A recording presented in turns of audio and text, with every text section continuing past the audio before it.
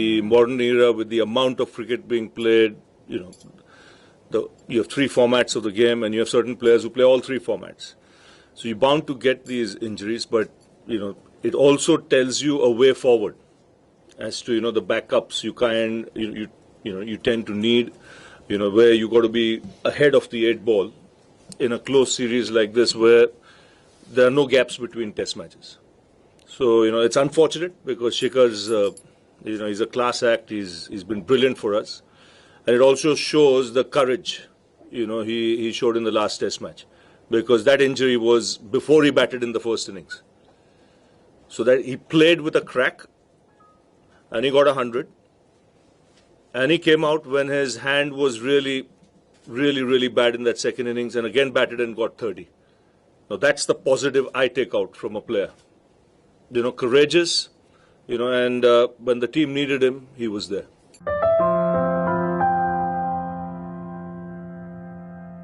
We didn't leave the dressing room for a good hour and a half, because I think everybody was hurting. But there was a good, honest discussion. And like you mentioned, when you win 6 sessions, you lose 2 sessions, and you're 1-0 down, there's a lot to take away, but there's a lot to learn as well. So we are not skirting behind any problem. There are no excuses. We discussed everything out there threadbare, and it's for us now to come out as a team and learn from what went wrong in that test match.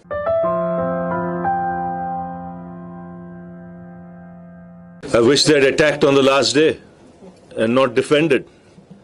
So, if they had attacked on the last day or been a little more positive, I'm not saying attack means 4-6, but been busy, played with intent, it would have been a different ball game. So, you've played, your point is right. Moeen Ali, over-aggressive. Here, too tentative, conservative, defensive. Defense, where you had to be a little more positive.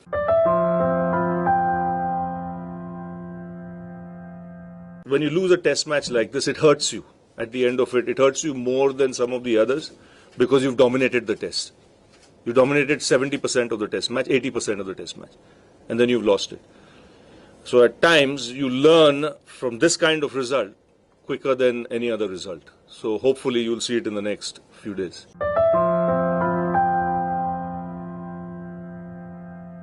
We won't change our style of play. In our mindsets will remain the same, exactly like how it was in the first test match. But to close the deal, you got to walk the distance right till the end. The mindset was very clear that you had to go out with intent.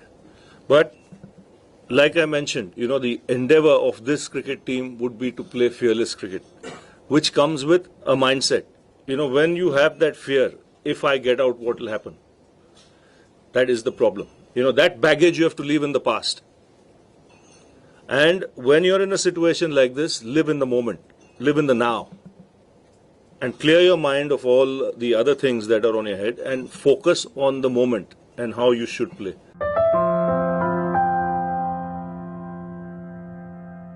When the emphasis, he will learn, because it's not often he's led aside with 3 spinners.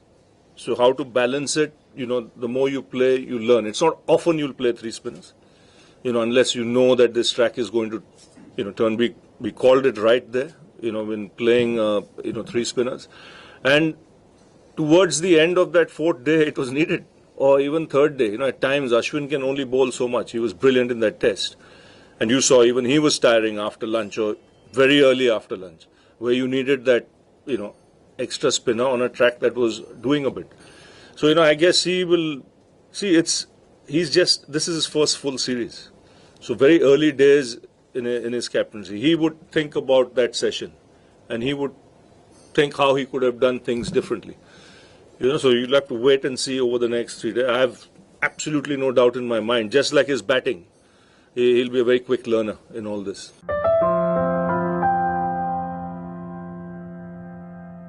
See, it takes time to get to the right combination.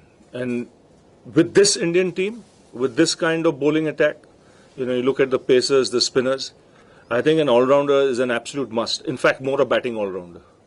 It is an absolute must. Where when you play in these conditions, you may not need 5, but you might need 4.5 at all times.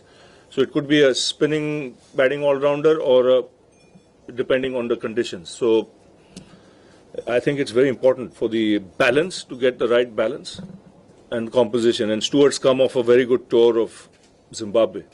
And to be honest, every time he's got an opportunity, he's done a pretty decent job. Even on that tour of England where we, lost badly.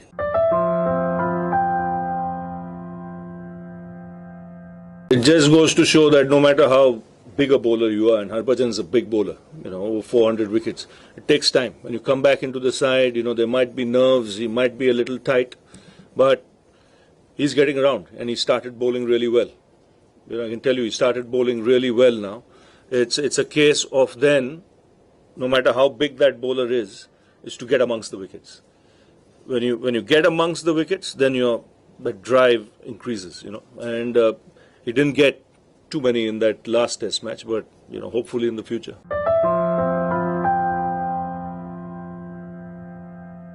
It would give them confidence, but not far too much, because they know that which team dominated that test. It was individual brilliance from Chandimal, and then of course Herat on that. I think Chandimal's was an outstanding innings. For sheer bravado, courage and audacity, you had to give him 100 out of 100. On that. But let's hope lightning doesn't strike twice with us, I know it's rain there and there's some thunder. Hope it doesn't strike twice and we make it strike on the opposition.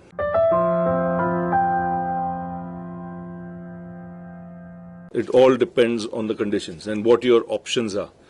Plus there is Murli Vijay still recovering well. But then let's not forget it's a hammy. So we want to make sure he's absolutely fit.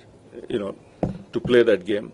Depending on that, again, the composition will, the entire composition of the side could change.